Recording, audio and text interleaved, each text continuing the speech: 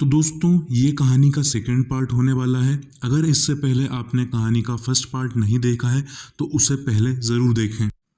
तो चलिए कहानी को शुरू करते हैं। उन तीनों की लाश देखते ही मेरी बहुत ज़ोर से चीख निकली और मैं खड़े होकर बस उन लोगों की लाश ही देखे जा रहा था।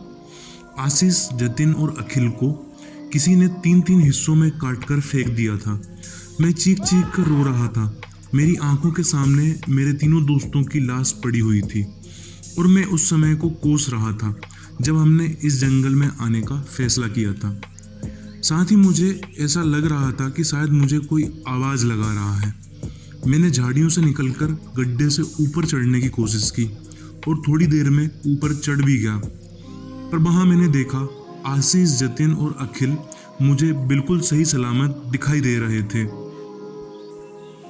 वो मुझसे लगभग थोड़ी ही दूर पर होंगे। वो अपने मोबाइल फ़ोन की फ्लैश लाइट जलाकर मुझे ढूंढते हुए आवाज़ लगा रहे थे, संतोष संतोष संतोष, कहाँ है तू? मुझे अपनी आंखों पर कुछ यकीन नहीं हो रहा था कि मैंने क्या देखा था और ये क्या है। अभी अभी नीचे गड्ढे में झाड़ियों के पास मेरे तीनों दोस्तों की लाश कटी हुई हालत में पड़ी थी और अब बाहर वो तीनों मुझे ढूंढ रहे थे।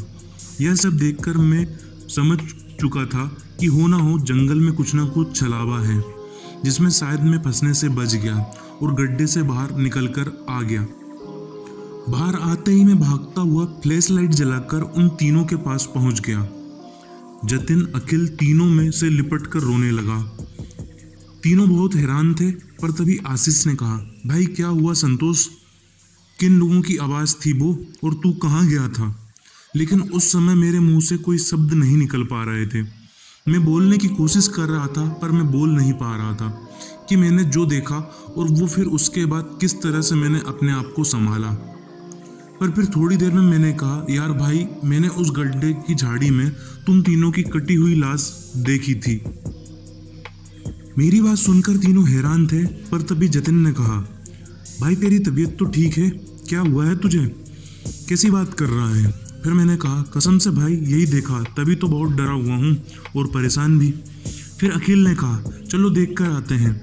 पर मैं भी बहुत डरा हुआ था और घबरा हुआ था, लेकिन मैंने भी कहा, हाँ चलो, यह सामने ही गड्ढा है और नीचे झाड़ियों के पास ही है।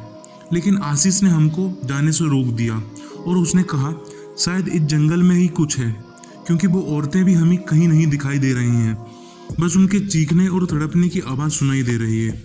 हो ना हो इस जंगल में कुछ ना कुछ तो छलावा है। आशीष की बात सुनकर ऐसा लग रहा था शायद जो मैं सोच रहा था वही आशीष भी सोच रहा था।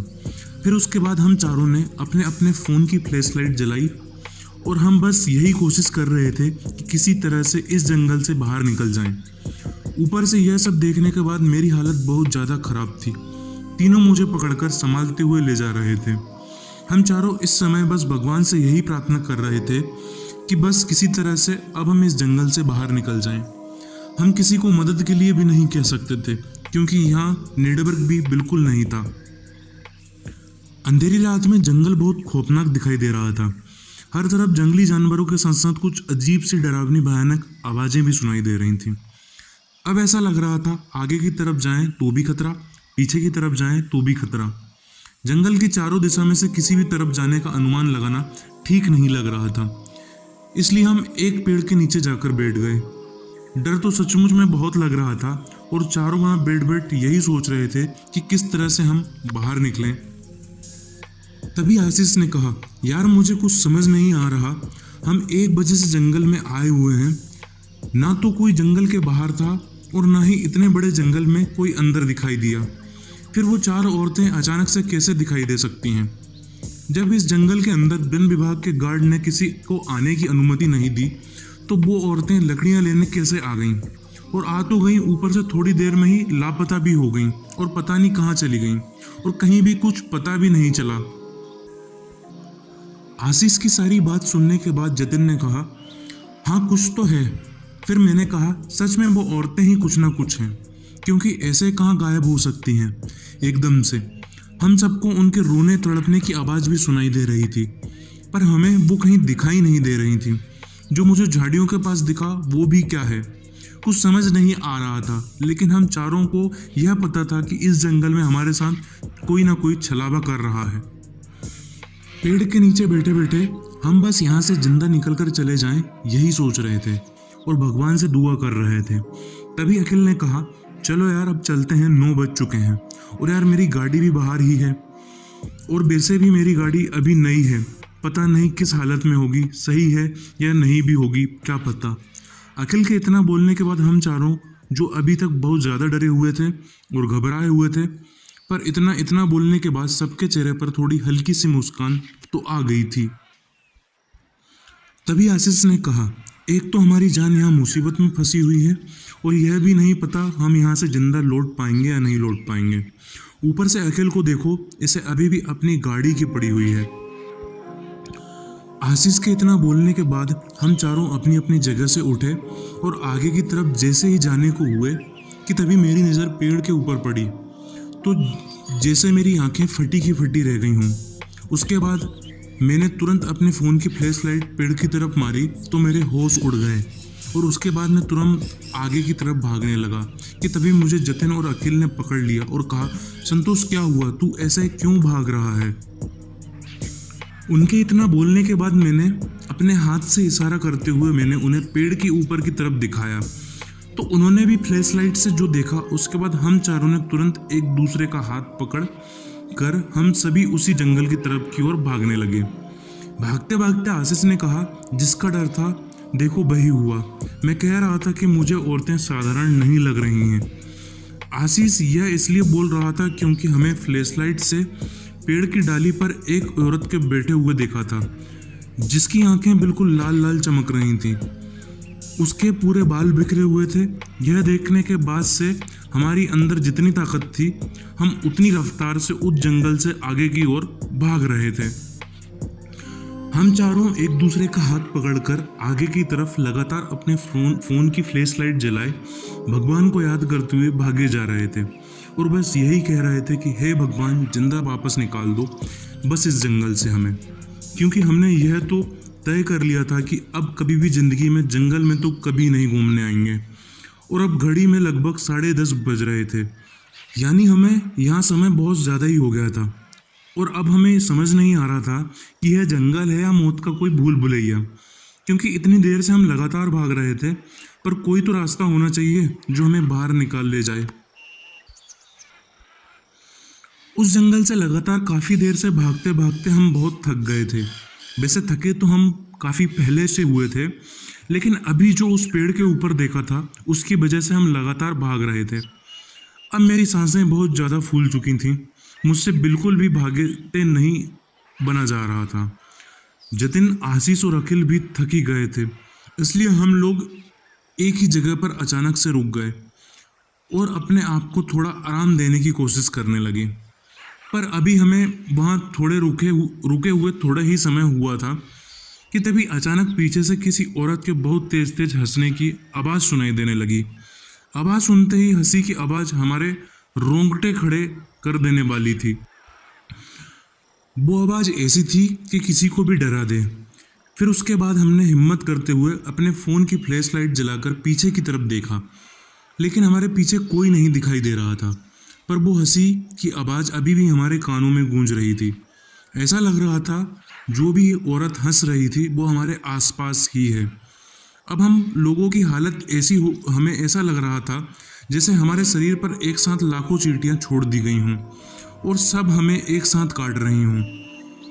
पर उसके बाद हम चारों ने फिर से भागना शुरू कर दिया था, पर ऐसा लग रहा था जैसे हमारे साथ वो हंसी की आवाज़ भी भाग रही हो, क्योंकि वो आवाज़ हमारे कानों में अभी भी साफ साफ सुनाई दे रही थी। तभी एकदम से हंसने की आवाज़ सोने की आवाज़ में बदल गई। हम वहाँ रुके नहीं, बस हम भागते रहे। हमें ऐसा लग रहा था जैसे हम शायद इस समय हम मौत के मुंह में भी फंसे हों। हम लोगों की सबसे बड़ी गलती यह थी कि हम लोग इस सुंदरबन में आए थे। इस जंगल का बस नाम ही सुंदर और बस बाहर से देखने में ही सुंदर है, पर अंदर से तो इस जंगल में मौत का जंजाल बिछा हुआ है, क्योंकि हर तरफ से बस रोने, चीखने और तड़पने की आवाज़ ही सुनाई दे रही थी। पर तभी मैंने घड़ी में टाइम देखा तो घड़ी में 11 बज रहे थे। आधी रात हो गई थी, पर अभी भी हम इस जंगल में थे। अब हम लोग यही सोच रहे थे कि शायद पता नहीं अब हम यहाँ से वापस जिंदा भी जाएं पाएं या नहीं। लेकिन हम एक पल के लिए भी किसी भी जगह पर रुक नहीं रहे थे। हम लगातार आगे की तरफ तेज तेज कदम बढ़ाकर चल रहे थे, क्योंकि भाग भाग कर हम बहुत ज़्यादा थक चुके थे। हम ऐसे चल रहे थे कि तभी ऐसा लगा कि पीछे से कोई बहुत तेज से भागता हुआ हमारी ही तरफ आ रहा हो। आवाज़ सुनकर मैंने पीछे की तरफ मुड़कर देखा कि तभी किसी ने अखिल को एकदम से पकड़ लिया और आगे की तरफ खींचने लगा। पर वो जो भी था उसका चेहरा दिखाई नहीं दे रहा था। फ्लैश लाइट से कुछ भी समझ नहीं आ रहा था कि कौन है, और वो जो भी था उसके एकदम से अखिल के पैर पकड़ा और उसे घसीटते हुए आगे की तरफ ले जाने लगा। उसके घसीटते ही अखिल के तड़पने की आवाज़ गूंज रही थी और रो रो कर लगातार चिल्ला रहा था और यही बोल रहा था, छोड़ दो मुझे, बचाओ मुझे। आशीष, संतोष, जतिन, तीनों का नाम लेकर वो लगातार पुकार रहा था। हम लोग भी रोते हुए चिल्लाते हुए अखिल के पीछे ही भाग रहे थे। उस समय हमारे सामने ही हमारे एक साथी को ना जाने कौन घसीटते हुए लेकर चला गया और हमको पता भी नहीं चला कि कौन है वो। फिर भी हम अखिल को आवाज मारते हुए लगातार अखिल के पीछे ही भाग रहे थे। एकदम से अभी तक अखिल को तड़पने चिल्लाने की आवाज बहुत तेज से सुनाई दे रही थी। वो आवाज एकदम शांत हो गई और उस आवाज को शांत होते ही ऐसा लग रहा था कि पूरे जंगल में सन्नाटा सा छा गया है वो। लेकिन हम लोग तब भी लगातार अखिल को आवाज लगा रहे थे, अखिल कहाँ है तू। लेकिन हम लोगों को अब अखिल की कहीं दिखाई नहीं दे रहा था और ना ही उसकी कोई आवाज सुनाई दे रही थी। हम तीनों हर तरफ झाड़ियों में जाकर लाइट मारकर अखिल को ढूंढ रहे थे, लेकिन अखिल हमें कहीं भी नजर नहीं आ रहा था। आश्चर्य की बात तो यह थी कि जब से अखिल के तड़पने और रोने की आवाज़ बंद हुई थी, तब से इस जंगल में जो भी खतरनाक डरावनी रोने चीखने की आवाज़ें और हंसने की अजीब अजीब तरह की जो भी आवाज़ें आ रही थीं, वो सब भी एकदम से बंद हो चुकी थीं। पर हम अपने दोस्त को ऐसे गायब होते नहीं छोड़ सकते थे, इसलिए हम तीनों ने सोच लिया था कि पहले अखिल को ढूंढ लेंगे, उसके बाद ही यहाँ से बाहर निकलने की सोचेंगे। तभी मैंने कहा, कहीं ना कहीं मुझे ऐसा लग रहा है कि जो अखिल के साथ हुआ यह हमारे साथ भी हो सकता है, क्योंकि उस समय उन औरतों ने कहा था यह श्रापित जंगल है। मेरे इतना बोलने के तुरंत बाद आशीष ने चिल्लाते हुए कहा, संतोष, उन औरतों की बात मत कर, सारी जड़ वही औरतें हैं।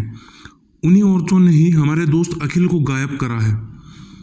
यही सब बातें करते हम अखिल को ढूंढ ही रहे थे, तभी जतिन जो हमारे साथ ही चल रहा था वो किसी चीज़ से टकराकर बड़ी जोर से मुंह के बल झाड़ियों में गिर जाता है और गिरते ही हम दोनों ने जतिन की तरफ लाइट मारी और जतिन को उठाया तो हम सबके होश उड़ गए और हमारी आंखों से आंसू बहने लगे और मेरे अंदर जितने भी जान थी उतनी जान से मैं रो रहा था, क्योंकि मेरे सामने मेरे दोस्त अखिल की कटी हुई मुंडी पड़ी थी और जतिन अखिल के ही कटे हुए सर से टकराकर नीचे गिरा था। हम तीनों अखिल का वही सर देखकर रोने लगे। तभी मैंने थोड़ा आगे की तरफ देखा तो वहाँ पर अखिल के टुकड़े टुकड़े की हुई लाश पड़ी हुई थी, जैसा मैंने उस समय उन झाड़ियों में पेड़ के नीचे देखा था। अब बिल्कुल वैसा ही अखिल की लाश के साथ हुआ था। अखिल की लाश के कई टुकड़े इधर उधर पड़े हुए थे और अखिल की मुंडी जिससे जतिन टकराकर नीचे गिरा था वो अलग पड़ी हुई थी। फिर उसके बाद मैंने उन दोनों को रोते हुए बताया कि ऐसा ही मैंने उस पेड़ के नीचे देखा था। फिर उसके बाद मैंने जतिन और आशीष से कहा, भाई अब जो भी हो गया हो वो हो गया, अब तो इसमें हम लोग कुछ नहीं कर सकते, इसलिए अब हमें अपनी जान बचा लेनी चाहिए। हो सके तो अब कैसे भी इस जंगल से अब हम लोगों को बाहर निकल जाना चाहिए। मेरी बात सुनकर फिर जतिन और आशीष ने कहा, हाँ सही है। हम तीनों परेशान और दुखी तो थे ही, क्योंकि हमारे सामने हमारे एक दोस्त की इतनी बुरी हालत में लाश पड़ी हुई थी, जिसको हमारे सामने कोई घसीटता हुआ लेकर गया था और हम लोग कुछ नहीं कर पाए थे। फिर उसके बाद हम तीनों एक दूसरे का हाथ पकड़कर जंगल में आगे की तरफ जैसे ही चलने वाले थे, वैसे ही उस जंगल में से किसी औरत के जोर जोर से हंसने की आवाज़ फिर से सुनाई देने लगी। पर अब की बार वो हंसी हमको पहले से ज़्यादा डरावनी लग रही थी, क्योंकि इससे पहले हम सब हंसी सुनाई दी थी तब हमारे दोस्त अखिल के साथ वो सब हो गया था। पर अब की बार आशीष उस हंसी को सुनकर ज़ोर ज़ोर से चिल्लाने लगा, कौन है तू और क्यों परेशान कर रही है हमें? अगर इतनी ही हिम्मत है तो सामने आओ, पीछे से क्यों डरा रही हो? आशीष के इतना बोलने के बाद वो हंसी की आवाज़ अब और भी ज़्यादा तेज़ी से सुनाई देने लगी थी और ऐसा लग रहा था जो भी औरत हंस रही है वो हमारे आसपास में ही है, पर वो हमें कहीं दिखाई दे नहीं रही थी। ऐसा लग रहा था जैसे हवा में ही हंसी की आवाज़ सुनाई दे रही हो। पर तभी हवा में भी कोई बोलने लगा, सब मरोगे तुम, सब के सब मरोगे। जैसा एक मारा गया वैसे तुम तीनों भी मारे जाओगे।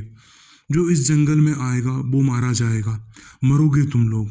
हवा में से उनके बोलने की आवाज़ फिर आशीष ने कहा, क्यों मारे जाएंगे हम लोग? क्या किया है हमने? क्यों मारा तुमने हमारे दोस्त को? लेकिन इस बार आशीष की बात का कोई जवाब नहीं आ रहा था। बस फिर से उसी औरत की हंसी सुनाई देने लगी थी, पर इस बार वो हंसी की आवाज़ और ज़्यादा डरावनी और भयानक लग रही थी।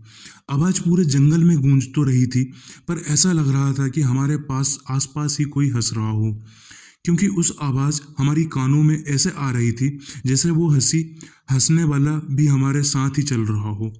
पर तभी मेरे फ़ोन की बैटरी भी खत्म हो गई। अब बस जतिन और आशीष के ही फ़ोन की ही लाइट जल रही थी।